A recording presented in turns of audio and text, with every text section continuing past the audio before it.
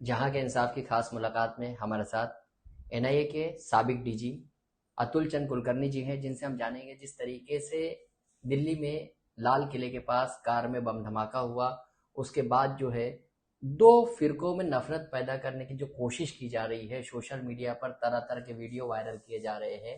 और जो टेररिस्ट उसमें मरा है, उमर, उसने सोशल मीडिया पे एक वीडियो जारी किया था बम्बिंग से पहले, और उसने कहा था कि इस्लाम में जो है सुसाइड बम्बिंग यानी जायज़ है।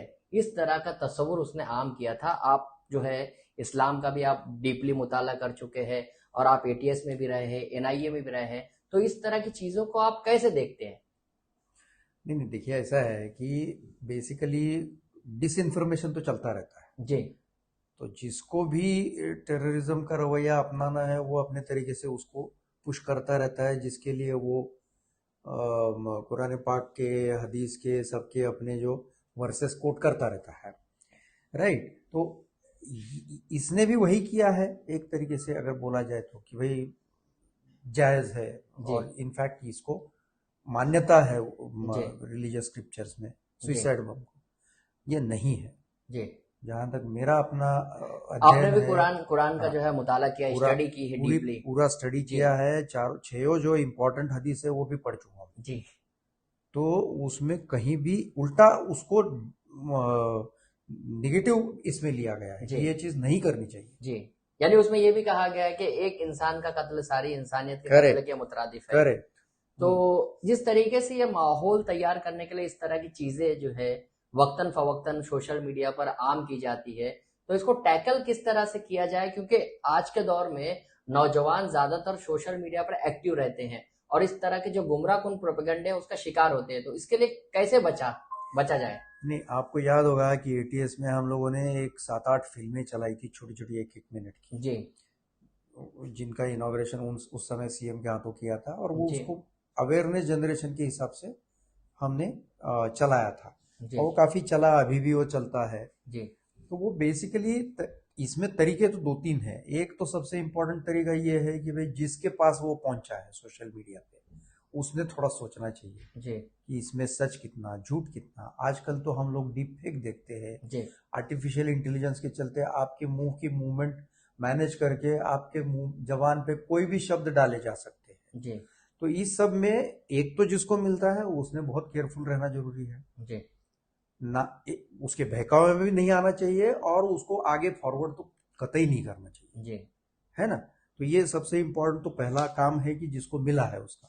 दूसरा काम है एजेंसीज का, जिनको साइबर क्राइम के जरिए उसको देखना चाहिए, साइबर क्राइम के सेल जो रहते हैं उसमें, जी। और जो भी उनके पास मैकेनिज्म रहता है उसमें वो देख के उनको वो कर्ब करना चाहिए। जी। सर्विस प्रोवाइडर्स जो भी लोग हैं, जी। या फिर जो ऐप के जो एप्स है, मतलब जी। व्हाट्सएप है, टेलीग्राम है, जी। या जो भी है, इंस्टाग्राम है, तो ये लोगों को भी इनके ऊपर भी कंट्रोल रखना जरूरी है। और उनको वक्त वक्त पे उनको बताया जाना चाहिए कि भाई ये जो है ये गलत चल रहा है, आप इसको निकालिए, जी। डाउन कीजिए इसको। तो ये भी जरूरी है। लेकिन सबसे इम्पोर्टेंट तो वही है कि भाई जो जिसके पास मिल रहा है जी। उसने ठीक तरीके से उसको देख के जी। आगे फॉरवर्ड ना आगे करे वो। फॉरवर्ड ना कर। जिस तरीके से बात होती है कि एक तालीम याफ्ता, पहले ये कहा जाता था कि मुसलमानों में तालीम में जो है कमी है, पसमानदगी है, वो तालीम हासिल नहीं करते, लेकिन अब एक नैरेटिव पैदा किया जा रहा है कि तालीम याफ्ता लोग ही जो है बॉम्बिंग में इन्वॉल्व है। और जिस तरीके से डॉक्टर्स का भी मॉड्यूल पकड़ा गया है, आईएसआईएस और दूसरे जो ग्रुप्स में, और जैश मोहम्मद के ये मॉड्यूल्स थे जो अभी दिल्ली में पकड़े गए हैं, 2 लोगों को एनआईए ने पकड़ा है अभी कश्मीर से। तो जो ये देखने में आ रहा है और इस तरह से जो माहौल बनाने की कोशिश की जा रही है, इस पे आपका क्या नजरिया है और किस तरीके से ऐसे प्रोपेगेंडे को खत्म किया जाना चाहिए? नहीं, प्रोपेगेंडा जो है वो चलता रहेगा। जी। प्रोपेगेंडा, क्योंकि क्या होता है, जैसा बोला जाता है कि लाखों जबानें बात करती है जब कोई प्रोपेगेंडा या गॉसिप चलानी होती जी। है, जबकि उसको कंट्रोल करने वाली जो चीज है या सच बताने वाली जो है वो जबानें ज्यादा नहीं रहती है। जी। तो ये तो कश्मकश जारी रहेगी। जी। लेकिन इवन ये भी सही है कि व्हाइट कॉलर कोई आज की चीज नहीं है। जी। आपको याद होगा मुनव्वर पीर भाई जी पुणे का जी जो बिल्कुल, था हाँ। सादिक 2008 मुनव्वर से पीर भाई 2000 हाँ, 2008 बिल्कुल। से लेके वो था। जी उसके पहले भी कई सारे एग्जाम्पल्स रहे जी हैं।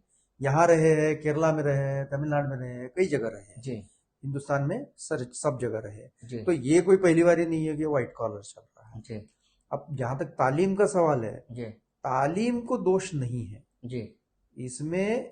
जिस तरीके से रेडिकलाइजेशन होती है जी उसको उसकी गलती है, रेडिकलाइज करने वाले की गलती है। जी उसने इम्प्रेशनेबल माइंड्स को जो है वो इस तरीके से रेडिकलाइज नहीं करना चाहिए। अब ये भी मतलब ये ऐसे बोले जैसा है कि भाई शैतान ने अपना शैतानी नहीं करना चाहिए, जी बिल्कुल। ये तो होगा नहीं। जी बिल्कुल। शैतान तो अपनी शैतानी करेगा, लेकिन जी अगर मैं समझो मुझे रेडिकलाइज करने की कोशिश की जा रही जी है, तो मैंने ये देखना जरूरी है कि क्या जो बोला जा रहा है वो सच है क्या, जी इसको वाकई में इसके ऊपर अमल करने की जरूरत है क्या, जी किसी भी तरीके से अमल। जी तो ये सब सोच नहीं, के जो सोशल मीडिया पे मिसगाइड करते हैं तो उसमें तो कोई ऐसे तत्व होते नहीं है, तो नौजवान अक्सर बहक जाते हैं। आपके पास भी ऐसे कई केसेस आए थे। बिल्कुल, तो लेकिन हम लोगों ने उनको क्या किया, हम लोगों ने उनको डिस्क्रीट रखा, कहीं भी उनकी सोसाइटी में डिस्टर्ब नहीं किया। जी रेडिकलाइजेशन का अपना एक मॉडल जो है वो हम लोगों ने एटीएस में चलाया, जी जो इंडिजिनस मॉडल है, जी जहाँ पे हम लोगों ने लोगों को गुने दाखिल नहीं किए, उनको क्रिमिनल नहीं बनाया, उनको अरेस्ट नहीं किया, उनके सामाजिक वातावरण को डिस्टर्ब नहीं किया, उनके फैमिली वातावरण को जी डिस्टर्ब नहीं किया। और ये सब करने के मतलब ये सब केयर लेके हम लोगों ने उनके साथ बात करी, फैमिली को कॉन्फिडेंस में लेके, अगर समझिए कोई मुल्ला है, मौलवी है, उसको जी कॉन्फिडेंस में लेके, और साइकोलॉजिकल भी उनका काउंसलिंग किया। तो इस तरीके से हम लोगों ने ऑलमोस्ट 125 130 के आसपास जी नौजवान नौजवान लड़कियां लड़के सबको डी रेडिकलाइज करने की कोशिश करी। लेकिन ये जो एफर्ट है, जी ये एफर्ट बहुत कम है, जी क्योंकि रेडिकलाइजेशन का रेट बहुत है, उस कंपैरिजन में डी रेडिकलाइजेशन का रेट बहुत कम है। जी तो मुझे जो है, अगर आप लाल किला के इंसिडेंट की जी बात कर रहे हैं, तो उसमें मुझे सबसे इम्पोर्टेंट चीज जो पहला मेरे दिमाग में वर्ड आया, मैं बोला यार ये बच्चे रेडिकलाइज हो गए, जी तो ये नहीं होने चाहिए थे। सो देश भर में जो है वो डी रेडिकलाइजेशन का एक बड़ा कॉन्सर्टेड मूवमेंट लेना चाहिए। जी जो सजेशन मैंने उस जी समय भी दिया था, अभी भी जी दे रहा हूँ जब भी मिलता है मौका। जी तो इसमें एक अच्छा जो अपना महाराष्ट्र का मॉडल है, जी महाराष्ट्र एटीएस का, वो जी मॉडल सब देश भर में उसका प्रसारण किया गया है। जी जी एक 10 पेजेस की नोट मैंने जो एनआई में था तब बना आपने के, एक बुक भी जो है वो इसमें बनाई थी, जिसमें जो हाँ है एक रिपोर्ट बनाया रेडिकलाइजेशन, था, हाँ। बहुत बड़ा रिपोर्ट एक बनाया था, ऑलमोस्ट 2000 पेजेस में था, जी बिल्कुल। जिसमें इंटरनल सर्कुलर के हाँ इंटरनल सर्कुलेशन। जी गवर्नमेंट में इंटरनल सर्कुलेशन के लिए था वो। जी तो उसमें हम लोगों ने मतलब इवन रिलीजियस स्क्रिप्चर्स के कौन कौन से वर्सेस है जिनको ये लोग जी यूज करते हैं, ये भी दिया था। जी ऑलमोस्ट 200 के आसपास वो जी वर्सेस है, जी दो 6 हदीस और कुरान जी शरीफ के मिल के। जी तो ये deradicalization has to be taken up as an activity, जी तभी जाके ये चीज कंट्रोल में आएगी। रेडिकल किस तरीके से नौजवान हो जाते हैं, उसके क्या एहसासात होते हैं, यानी वो जो रेडिकल हो गया उसको कैसे यानी हम लोग पता लगा सके कि वो रेडिकल हो गया नौजवान। इसके लिए सबसे इम्पोर्टेंट तो फैमिली मेंबर्स और फ्रेंड सर्कल का बड़ा जिम्मेदारी बनता है। जी आपको याद होगा वो कल्याण वाले भी 4 बच्चे चले गए जी थे, जी बिल्कुल। तो उन वो भी कलसेगर पॉलिटेक्निक में पढ़ते थे, जी बिल्कुल। पनवेल में। जी और उनका जो रेडिकुलेशन हुआ वो दोनों तरीके से हुआ, ऑनलाइन और ऑफलाइन दोनों तरीके से हुआ। जी ऑफलाइन वहाँ एक मौलाना आता था, वो उनका जी पता नहीं वो बेसमेंट की मस्जिद में जी जी बिल्कुल। रेडिकुलेशन कर लिया, जी और बच्चे जो है वो निकल गए। जी अब बच्चे हाथ से निकल गए, क्योंकि क्या हुआ, अब उसमें से पता नहीं एक ही वापस आया, हाँ, एक ही वापस बाकी आया। वापस आने की संभावना बहुत कम है। बाकी तो उनकी मौत हो गई हाँ वहां मोस्ट पर। प्रॉब्ली उनकी जी मौत हो गई। अब ये जो है मसला, ये सिलसिला रेडिकलाइजेशन का, जी इसको कंट्रोल करना बड़ा ही जरूरी है। जी और बच्चे जब रेडिकलाइज होते हैं तब वो घर वालों के पहले सबसे उनके नॉलेज में आ जाता क्या है। निशानी होती है ऐसी, क्या अलामत होती है उसकी।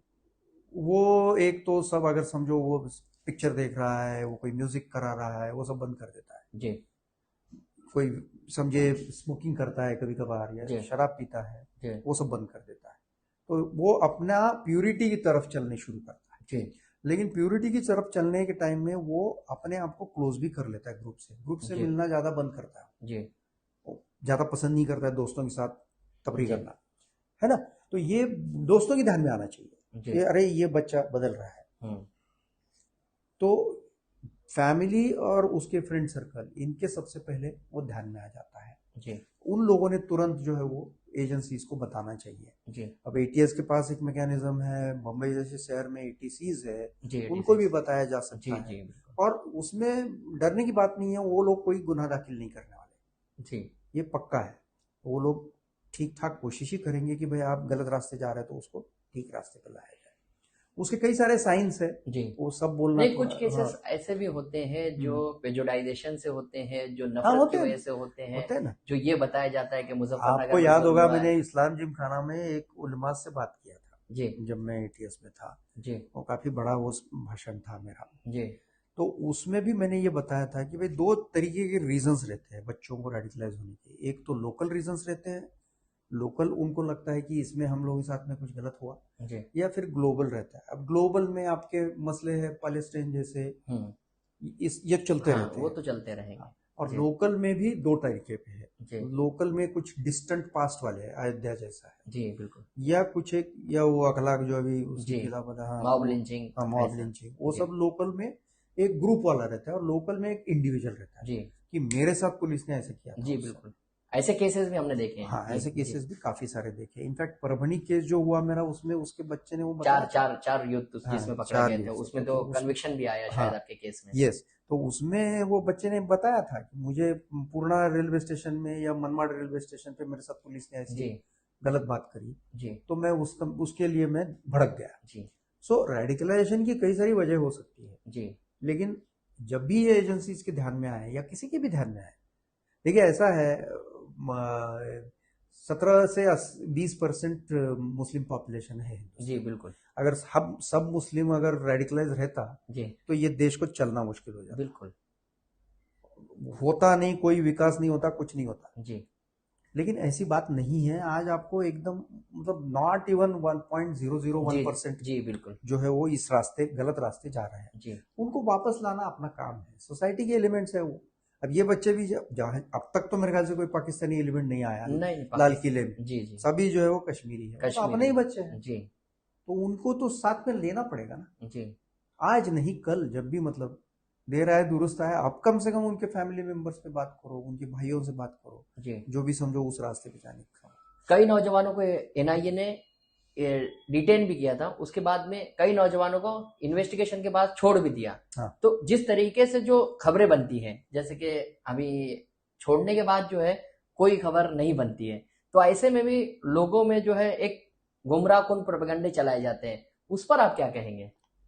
नहीं, तो प्रोपेगेंडा जो है उसको, हर चीज को जैसा मैंने बोला वो आप काउंटर हाँ नहीं कर जी सकते। जी अब परभणी केस की बात कर रहे थे हम, थोड़ा जी सा मैं और पीछे जाता जी हूँ। जी परभणी केस में असल में हम लोगों के पास नजर में आए थे 16 बच्चे, जी लेकिन हमने बाकी लोगों को हाथ नहीं लगाया। जी जो 4 एक्चुअली इन्वॉल्व थे उन्हीं के ऊपर कार्रवाई किया। तो सिमिलरली एनआईए ने भी कई सारे बच्चों को छोड़ दिया होगा। देखिए, जी कोई एनआईए का भी कन्विक्शन रेट जो है वो 96% बिल्कुल। Conviction rate. Conviction rate. और एनआईए और ईडी में एक अंतर है। जी ईडी में केसेस जो है वो मनी ट्रायल लॉन्ड्रिंग। होती ही नहीं है, जी जी होती नहीं है होती नहीं। कई सारी केसेस में। जी जबकि एनआईए की केसेस में ट्रायल हो चुकी है और कन्विक्शन रेट इतना है। जी बिल्कुल। सो एनआईए भी काफी केयरफुल है जी जब लोगों को उठा के लाती है। अगर नहीं मिला तो वो नहीं करते कुछ उसमें, जी। अच्छा तो एक्शन लेते नहीं है, छोड़ देते हैं अच्छा बात। हाँ मतलब मिलते रहेंगे, फैमिली मेंबर्स को मिलते रहेंगे। एनआईए का अपना तरीका है काम करने यानी आप भी एनआईए में रह चुके हैं, का। तो ज्यादातर ऐसे केसेस में क्या किया जाता है? यानी पहले यानी चरण पर है आदमी, जैसे नौजवान को आपने लाया। नहीं, एनआईए में देखिए ऐसा है, एनआईए तो क्या है, कई सारी देश भर की केसेस करते रहती है। जी तो उनको तो बड़ा ही मुश्किल हो जाता है डी रेडिकलाइजेशन में भी घुसना। जी जी बिल्कुल। हाँ, स्ट्रेंथ क्योंकि वो बहुत, हाँ स्ट्रेंथ बहुत कम बहुत है, कम है, बहुत बिल्कुल। कम हाँ स्ट्रेंथ है। जी हालांकि मैं महाराष्ट्र में जो देखा एटीएस में, उसमें ये सब हम लोगों ने मॉडल वो अडॉप्ट किया है। जी। तो तरीके तो वही है, चाहे एनआईए करे चाहे एटीएस यानी करे, लोकल कोई भी लोकल करे। यूनिट्स भी कर हाँ, सकती हैं। तो वो तो लोकल भी कर सकते हैं और एनआईए भी कर सकता है जब भी उनको होता है। हम्म अब जैसे आपने बोला कि ये बच्चे पकड़े और उनको मतलब हम्म उठा के लाए और उनसे क्वेश्चन करके हम्म तहकीकात करके छोड़ दिए, हम्म, तो वो बच्चे जो है वो बाद में एनआईए के रडार में रहते हैं जी कि उनको डी रेडिकलाइज करना है, जी। वो करते रहते हैं। अच्छा, हम्म। जिस तरीके से मुल्क में हालात खराब करने की सोशल मीडिया पर कोशिश की जाती है, उसके लिए जो है क्या मैकेनिज्म है एजेंसीज के पास, किस तरीके से जो है वो काम करती है? नहीं, दो चार चीजें हैं। एक तो एजेंसीज बड़ा क्लोजली ये सब चीज मॉनिटर करते रहती है जी कि कहाँ क्या चल रहा है। जी और किस हद तक कोई अगर नौजवान है या लड़की है वो किस हद तक जी ये थॉट प्रोसेस में आ गई है, फिर बाद में उसके ऊपर वो डीरेडिकलाइजेशन वाला एफर्ट हो जाता है। जी। अगर समझो इनकॉरिजिबल ही है वो बच्चा या बच्ची, तो फिर तो उसके ऊपर गुनाह दाखिल हो जाता है, अगर वो उतना एविडेंस रहेगा तो। तभी। आपने एक बच्ची को भी बीच में छोड़ा था, फिर उसके बाद जो है नहीं, उसके एक नहीं बालिग, है, हमने तो नहीं 6-8 नहीं, यानी बच्चियां हो जिस गई हमारे कश्मीर गई साथ। थी, हाँ वो सादिया का नाम हाँ बात कर हाँ रहे हैं हम, हाँ तो हाँ, समझ उसमें में आ जो है गया। बाद में एनआईए ने उसे गिरफ्तार कर लिया था बालिग होने के बाद। तो क्या रहा था, उसको रेडिकलाइज थी वो, उसको डी रेडिकलाइज भी किया गया था बाद में फिर? नहीं, उसके एक देखिए ऐसा है, हर एक इंडिविजुअल अलग अलग तरीके से हर जी चीज को पेश आता है। जी अब वो उसका एक अलग माइंडसेट था। जी फैमिली बड़ी डिस्टर्ब है, मैं ज्यादा बोलना नहीं जी चाहूंगा जी जी उसके बारे में, जी बट जी। Basically hmm. There are different factors जी which have led her to take that decision. जी तो हम लोगों ने मतलब उसके ऊपर जो कार्रवाई करनी थी वो कर ली है, जी। कानूनन कार्रवाई। ये थे अतुल चंद्र कुलकर्णी, जो बता रहे थे कि किस तरीके से समाज में नफरत पैदा करने की कोशिश की जाती है, उसके बाद जो है टेररिज्म को फरोग देने की कोशिश की जाती है। ऐसे में नौजवानों को अलर्ट रहने की जरूरत है। जो हदीस और कुरान के रूह से जो बातें सामने आती है उसी पर अमल करना जरूरी है। सोशल मीडिया पर तवज्जो देने से गुरेज करना चाहिए। जहां के इंसाफ की खास मुलाकात।